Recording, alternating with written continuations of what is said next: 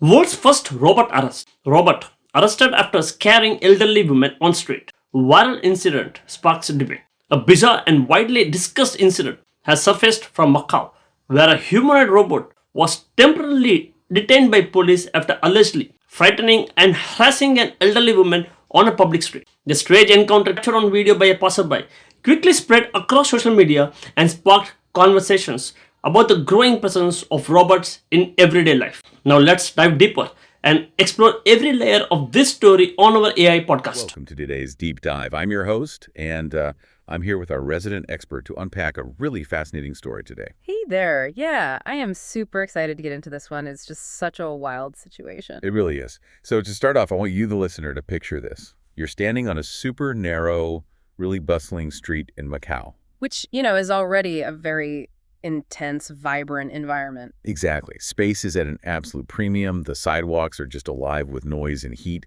And suddenly this everyday hum of the crowd is pierced by the sound of a furious, 70-year-old woman. Oh, man. Yeah, she's pointing her finger, visibly upset, and just shouting loudly in Cantonese. But the target of her wrath isn't a careless driver or a rude pedestrian. Nope. Standing right in front of her, absorbing this entirely human dressing down, is a sleek, faceless humanoid robot. It is such a bizarre visual. I mean, it perfectly captures this strange transitional moment we're living in right now. For sure. And the kicker to this whole situation, and why a crowd instantly gathered, is that the local police actually arrive on the scene to seemingly arrest the machine. They literally escort it away. Yeah, the digital world is just crashing into our physical reality, and we clearly haven't figured out how to handle it. It's like a scene from a sci-fi blockbuster. Right. But instead of lasers and high drama, it's just played for laughs with this startling real-world awkwardness. Absolutely. So in today's deep dive, we're looking at a fantastic report covering this viral incident. And our mission today is to unpack the hilarious but really revealing details of the world's first robot arrest. Yeah, and to examine what it tells us about the reality of human-machine collisions in public spaces. Because I want you to imagine just for a second how you'd react if you were casually checking your phone on the sidewalk and you suddenly turned around to find a metal humanoid standing right over your shoulder. I mean, most people would have a very visceral physical reaction to that. Definitely. Okay, let's unpack this. Because to understand the broader implications, we really need to break down the exact sequence of events that led to this so-called arrest. Right. So according to bystander videos and the local reports, the elderly woman was just minding her own business. She was looking at her phone. She turns around, and the robot is just suddenly there behind her. And she is completely startled. Totally startled. And she absolutely lets it have it. She yells at the machine, and I love this quote. She says, "You're making my heart race. You can do plenty, but you want to cause this mess. You're crazy." That is amazing. It is, because she's simultaneously acknowledging the advanced capability of the machine. She says, "You can do plenty," while also scolding it as if it has, moral agency. Like, it actively chose to sneak up on her. Right. And the robot's response is just comedic gold. As she's yelling and pointing, the robot literally raises its arms twice. Yeah, it looks exactly like it's throwing its hands up in surrender. Or like it's nervously trying to explain itself. And the onlookers are just watching this completely asymmetrical argument unfold between a human and a machine. Until the police step in and escort it away, which is why the internet immediately declared it the first robot taken into custody. Which is so funny. But I should mention the woman was thankfully taken to the hospital just as a precaution. Right, yeah. Doctors confirmed she had 0 physical injuries. She was discharged pretty quickly. Yeah, so it was a purely psychological shock. But I have to push back a little on the whole viral narrative here. Because you and I both know you cannot actually slap handcuffs on a machine. No, you definitely cannot. You can't read Miranda rights to a motherboard. The idea of arresting a robot is fundamentally absurd. The police were essentially just removing a very expensive prop from the street to diffuse the tension. That's exactly what happened. But at the same time, we have to validate that woman's reaction. It is a deeply instinctive response to feel ambushed when technology invades your personal physical space like that. Oh, 100%. And what's fascinating here is the reality behind the suspect. When authorities investigated, they didn't find some autonomous rogue AI wandering Macau making its own decisions. Wait, so it wasn't just roaming free? No, not at all. The robot actually belonged to a nearby education center.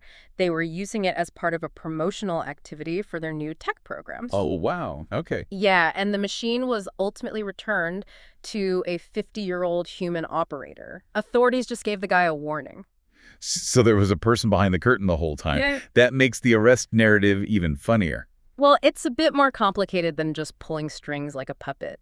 The operator explained that the machine was controlled through a mix of remote supervision and automated programming. Ah. Yeah, it's a concept in robotics known as human-in-the-loop teleoperation. Okay, break that down for us, because when I hear remote control, I picture like a kid steering an RC car with a joystick. If I push the stick forward, the wheels spin. Is that what this guy was doing? Not quite. With a highly complex humanoid, a human operator simply cannot manually control every single micro-movement of its joints.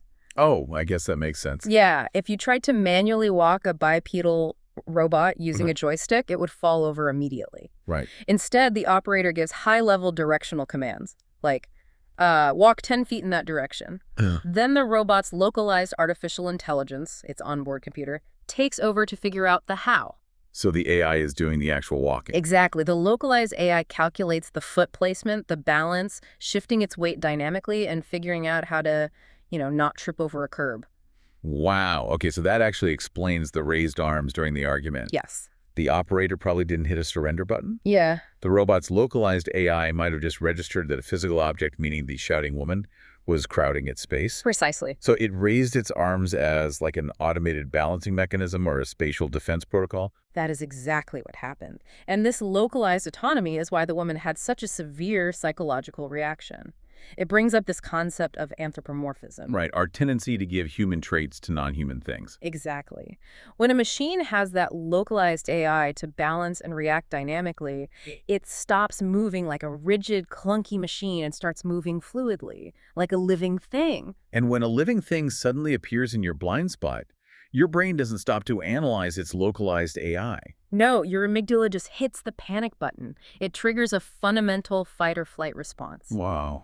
Yeah, our brains are hardwired through thousands of years of evolution to immediately classify human-shaped objects moving near us. Are they a threat? A friend? She didn't see a tool. Her brain registered a physical entity that chose to sneak up on her. But the police treated it entirely differently. They treated it like a tool by just warning the operator. Bro, they see it as an extension of the human, not an independent actor. Here's where it gets really interesting, though.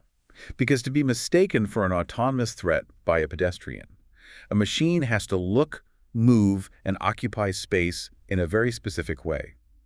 What exactly was this machine? That is the most crucial piece of the puzzle. The humanoid in that video was identified as the Unitree G1. Okay. It's developed by a Chinese robotics company called Unitree Robotics, and it was just unveiled recently in May of 2024. And I want to translate the specs for the listener here, because we aren't talking about some multi-million-dollar military prototype locked in the lab. Not at all. The estimated cost of the G1 is around $13,500, or about 10,177 pounds. Which is wild. It's essentially the price of a used sedan. And that affordability is the key driver of this whole phenomenon.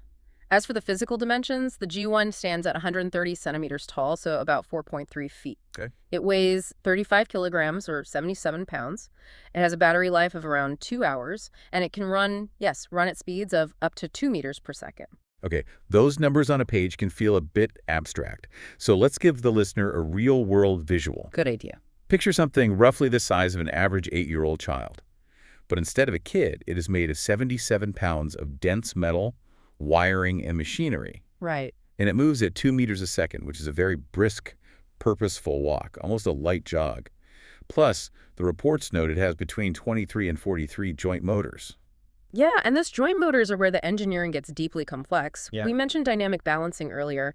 The reason humans can walk so easily over uneven terrain like cracked pavement in Macau is because our muscles and inner ears are subconsciously micro-adjusting our center of gravity. Right, we don't even think about it. Exactly. For a robot to do that, those 23 to 43 joint motors have to be linked to gyroscopes and sensors, firing hundreds of times a second just to adjust its posture. So it isn't taking heavy robotic stomps. Mm-hmm. It has this fluid, almost eerie flexibility to stay upright.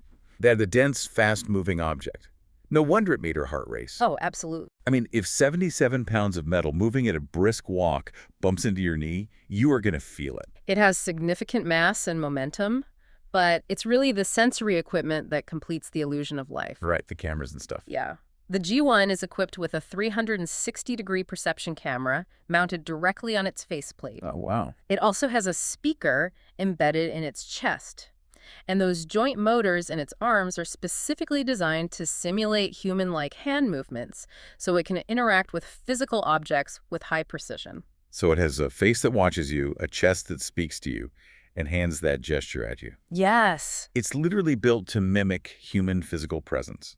It taps right into that uncanny valley, that deeply unsettling feeling when something looks and moves almost human but isn't quite right. And because of that affordable $13,000 price tag, we're going to see a lot more of this uncanny valley in the real world. Definitely. The plunging cost is taking humanoids out of closed labs and putting them directly onto our sidewalks. Which shifts the narrative completely. It's one thing to see a carefully edited video of a robot doing a backflip in a perfectly lit warehouse. It is a completely different reality when they are out in the wild. Navigating crowded streets. Exactly. And the source material highlights this exact trend. Just a few months after the G1 was unveiled, in September of 2024, a very similar robot was spotted walking through the streets of Brisbane, Australia. Right. Half a world away from Macau, experiencing the exact same public rollout. Yeah. In the Brisbane case, the robot belonged to researchers at the Queensland University of Technology. Professor John Roberts explained they bought it for educational purposes. Okay. He went on record saying, "Our robot can walk, run, and stand. We want students to understand what humanoid robots can do today and what they might achieve with further development." Wait, hold on. I have to push back on this trend. Okay, go for it. I'm struggling with the sheer audacity here. Researchers and marketing companies are just dropping these machines onto the sidewalks of Brisbane and Macau. Yeah. We didn't vote to make our morning commute a beta testing facility. Are we really just turning our public squares into open-air labs without asking the public first? Well, if we connect this to the bigger picture of technology adoption, this is actually the necessary, if somewhat chaotic, next step. How so? We saw the exact same trajectory recently with those smaller wheeled delivery robots. They started on closed college campuses, then moved to city sidewalks, navigating around pedestrians. Yeah, I've seen those. Right. For these machines to evolve, they absolutely require testing in messy, unpredictable environments. Okay, but I'm not buying the comparison to wheeled delivery bots. Mm-hmm. A rolling cooler delivering a burrito is totally different from a 4-foot metal humanoid. That's fair. A delivery bot is knee-high. If it bumps my ankle, I get a bruise. A humanoid has a high center of gravity, it has arms. If a 77-pound robot loses its balance and falls onto a child or an elderly person, that's a fundamentally different safety profile. You are entirely correct. The physical risks are higher, which is why the transition feels so jarring. But from an engineering standpoint, the need for real-world testing is the same. Right, because a lab is too perfect. Exactly. A lab floor is perfectly flat, lighting is constant, obstacles are static. A public sidewalk has cracks, puddles, gusts of wind, and suddenly stopping pedestrians. You can't program a simulation for all of that. No, you can't simulate a robot stepping on a wet leaf while a dog barks at it. The AI relies on machine learning. It needs to ingest massive amounts of noisy, chaotic, real-world data to learn how to recover its balance. Ah, I see. So they actually need the 70-year-old women turning around quickly from their phones to teach the AI what an erratic human looks like. Exactly. The AI has to learn how to navigate the endless edge cases of human behavior through sensor fusion, combining its camera data, gyroscopes, and motor feedback, all in real time. But that real-world testing inevitably leads to real-world friction. If our public spaces are the new data collection grounds, how are everyday people supposed to navigate this? It's a huge shift. So what does this all mean for you, the person listening to this right now? The Macau incident is an amusing viral story, but fundamentally it's a glimpse into your very near future. It really is. It's one of the first case studies of how society will adapt when humans and robots physically collide. Think about the social etiquette. When you bump into a person on your commute, you naturally say, "Excuse me." Right. What happens when you bump into a humanoid? Do you excuse yourself to a machine? Do you ignore it? Do you yell at it like the woman in Macau? Our ingrained social norms are built entirely for human-to-human interaction. And this raises an important question about the legal and societal lag we're experiencing. Yeah, the laws are way behind. Exactly. The hardware and software are advancing exponentially, but our law enforcement protocols are entirely reactive. In Macau, police didn't have a specific statute for robot startled a pedestrian. So they just used a general public disturbance warning. Right. But as encounters become far more common, a simple warning won't cut it. Society will need actual legal frameworks. Okay, let's play out a hypothetical for the listener. Say you're walking to work, and one of these humanoids accidentally steps on your foot and breaks your toe. What do? Ask the robot for its insurance. That is the exact liability blur courts are terrified of right now. Currently, the law looks for a human to blame. But as we discussed with Human in the Loop, control is shared. Right. Let's say the operator is sitting in a cafe remotely supervising it, and suddenly the local Wi-Fi drops. The human is completely locked out of the controls. A very real possibility. But the robot's localized AI keeps its legs moving to stay balanced, and it accidentally walks into a crosswalk, causing a fender bender. Who does the police officer write the ticket to? It's a nightmare scenario. Is it the 50-year-old operator who literally couldn't hit the brakes? The manufacturer who built the hardware? Or the software engineer who wrote the balance code? Our entire legal system is based on human intentionality and negligence. When an autonomous system makes a localized decision that causes harm, tracing liability is a mess. The Macau incident is funny, mostly because no one was physically hurt, but it's a massive warning flare for lawmakers. We are actively integrating autonomous agents into environments built exclusively for humans. It really is a wild time to be alive. To summarize the journey we've been on today, we started with a hilarious viral misunderstanding on a sweaty street in Macau where a pedestrian scolded a machine into an arrest. Yep. But by unpacking that, we discovered the Unitree G1, a highly capable, dynamically balancing $13,000 humanoid.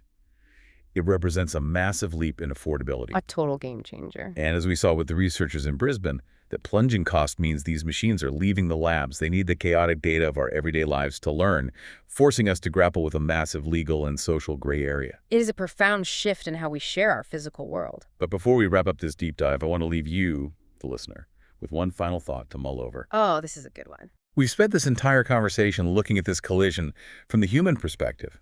How our brains react to the uncanny valley, how we feel when 77 pounds of metal ambushes us. Right. But consider the G1's hardware for a second. We mentioned it has a 360-degree perception camera mounted on its face. It sees everything. It is constantly running computer vision algorithms predicting the future movements of cars and pedestrians. It's always calculating. So as this tech evolves, how will the robots eventually be programmed to interpret us? Yeah. When a machine encounters unpredictable human behavior, like an angry 70-year-old woman suddenly waving a finger and shouting in its face, how will its programming classify that data? Does it label her as a physical obstacle? Does it recognize the aggressive posture and classify her as a threat to be avoided? Or does it just log her as a very erratic, highly inefficient pedestrian?